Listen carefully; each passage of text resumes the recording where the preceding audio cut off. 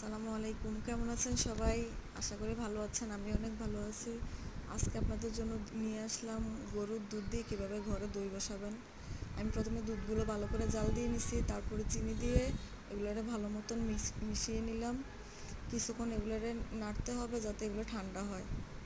তারপর আমি বাজার থেকে আনা দই অর্ধেকটা দিয়ে দিলাম, দুধের সাথে দিয়ে ভালো করে মিক্স করে নিব। আর বাকি অর্ধেকটা আমি যে পাত্রে বসাবো ওটার মধ্যে ভালোভাবে মেখে নিব।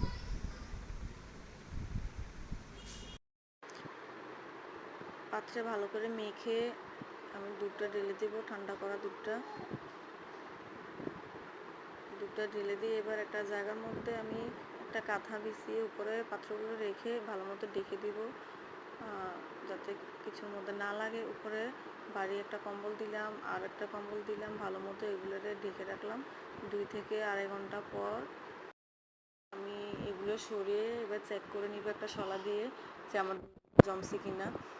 দেখুন আমি ভিতরে শলাটা ঢুকাচ্ছি, শলাটা একটুও নড়ে না, তার মানে আমার দইটা হয়ে গেছে। দেখুন কতটা পারফেক্ট হয়েছে, একদম বাজারের দইয়ের মতো। আপনারাও চাইলে এরকম করতে পারেন ঘরে। দেখুন কতটা সুন্দর হয়েছে দইটা।